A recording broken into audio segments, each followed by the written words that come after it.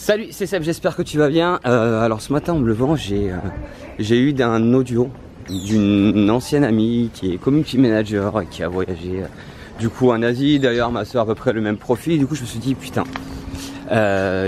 pourquoi dans cette vidéo je parlerai pas justement du boulot de community management, du boulot du coup de designer, de graphiste, ou si tu sois développeur ou concepteur, rédacteur ou gros hacker même, j'ai envie de te dire dessus, ou en tout cas que tu sois un freelance et que tu travailles et que t'aides les clients à se développer grâce au réseau. C'est ce que j'ai fait moi pendant 10 ans aussi, ce que j'ai commencé comme ça à devenir entrepreneur, et j'ai envie de partager du coup avec toi là du coup 3 conseils, parce qu'en effet putain, le boulot de community manager ou de freelance sur internet, c'est juste dingue ce qu'il y a comme opportunité, et tu le sais, c'est pour ça que tu t'es lancé dedans. Par contre, il y a certaines petites problématiques qu'il faut contourner, donc si tu es intéressé par ça, regarde, parce que je pense que ça peut te faire changer, bref, te donner de nouvelles perspectives. C'est parti, on y va.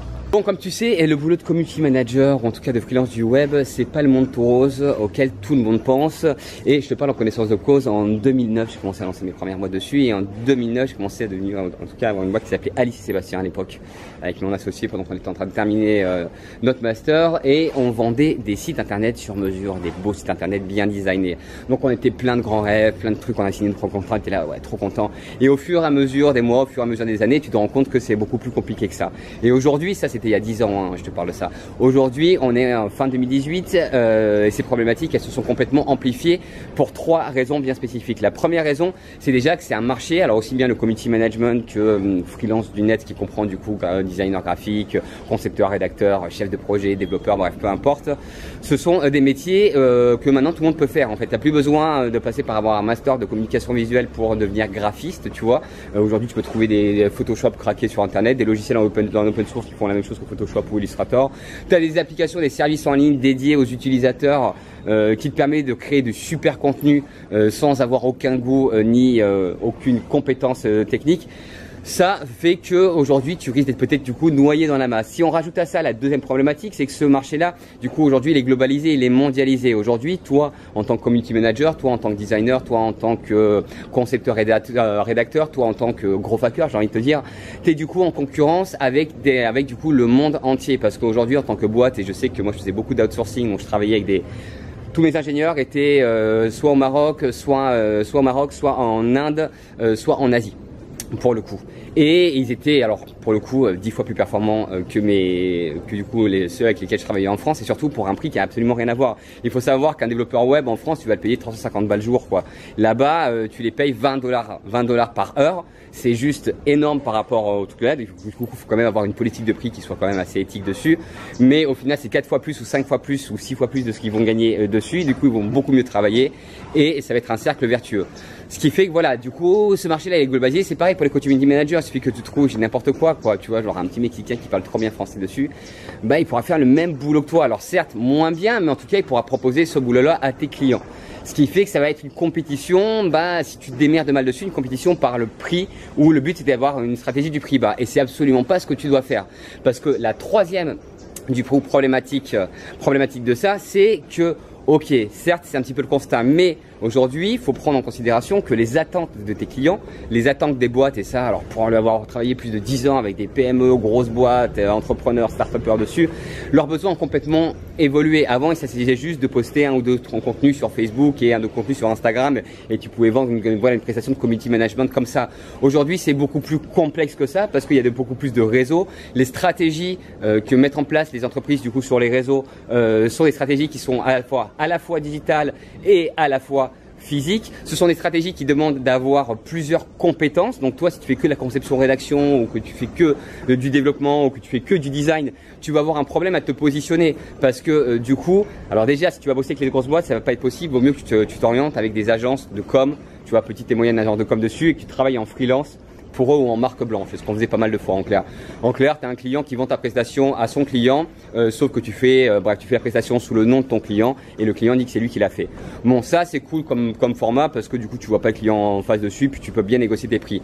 Par contre, si tu veux rentrer sur des petits clients et avoir du coup géré tu vois, genre des marques ou des boutiques sur les réseaux, il faut que tu aies plusieurs cordes à ton arc. Si tu proposes uniquement de la communication ou du community management sur Facebook, ou si tu proposes uniquement je sais pas, de la rédaction d'articles ou si tu proposes uniquement du coup de faire du contenu, ça fonctionnera pas parce que la boîte en face de toi, elle va avoir besoin du coup de passer par différentes personnes et elle le fera pas. Alors que si tu es son seul et unique intermédiaire, du coup là, ça pourra fonctionner. Et pense bien que du coup leurs besoins ont évolué. Aujourd'hui, c'est des stratégies qu'il faut que tu vendes. C'est pas juste de l'animation, tu vois, l'animation de page ou balancer des articles.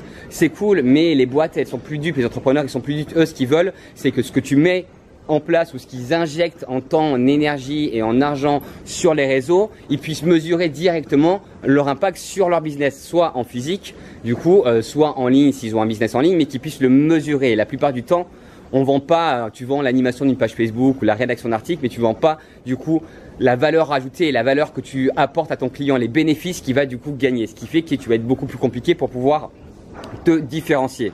Mais t'inquiète, encore une fois, cette vidéo elle est gratos dessus. Ce que je vais te faire, je vais te donner du coup 3 tips pour pouvoir, ou en tout cas 3 stratégies ou 3 conseils. Alors basés, moi sur les besoins que j'ai, tu vois, par exemple sur des personnes en freelance, community manager, ça peut être growth hacker, ça peut être rédacteur d'articles, ça peut être traducteur. Bref, ça peut être animateur. Enfin bref, il y a plein de choses, il y a plein de postes dessus. Et par rapport du coup, voilà, aux apprenants que j'accompagne qui ont eux aussi des besoins, et par rapport aux boîtes que j'accompagne au Mexique et en France et que j'ai accompagné aussi en France dessus.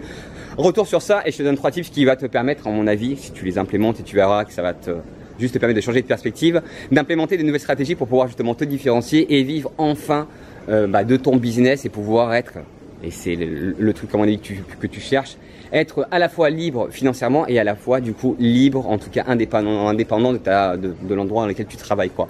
Pouvoir voyager, parce que si tu es allé sur un boulot comme ça, c'est sûrement pour cette raison. Sur ce, je te retrouve pour te donner ces 3 conseils là.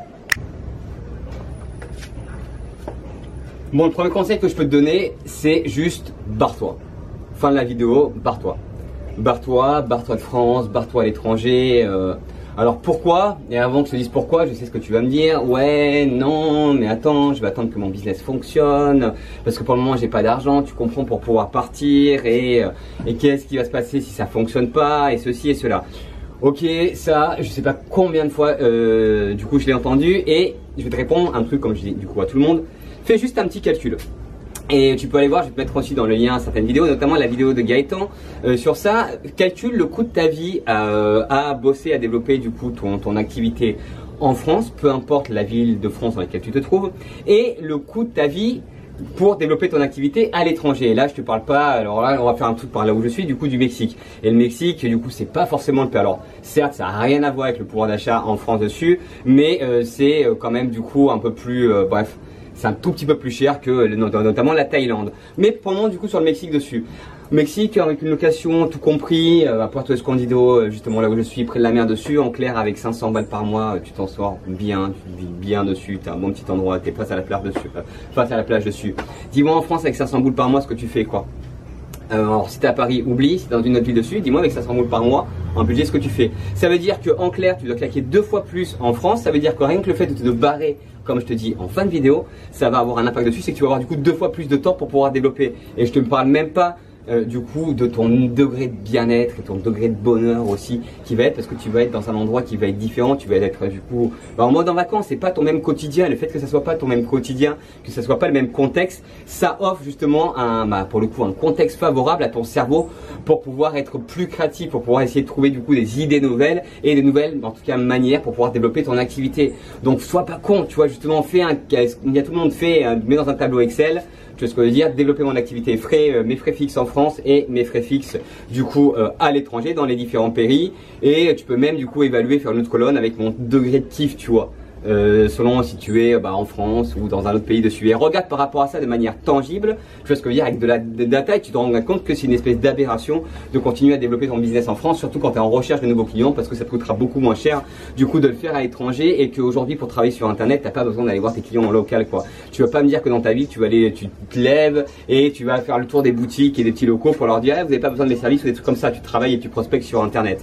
Donc d'être en physique, il y a des conf calls, tu sais, il y a Skype, il y a WhatsApp, en fait c'est comme si tu étais en France dessus, quoi. Donc c'était le premier conseil, barre-toi.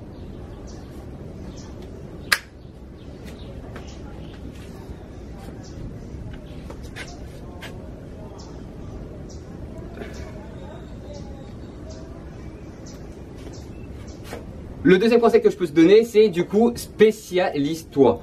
Alors, pourquoi je te parle de ça?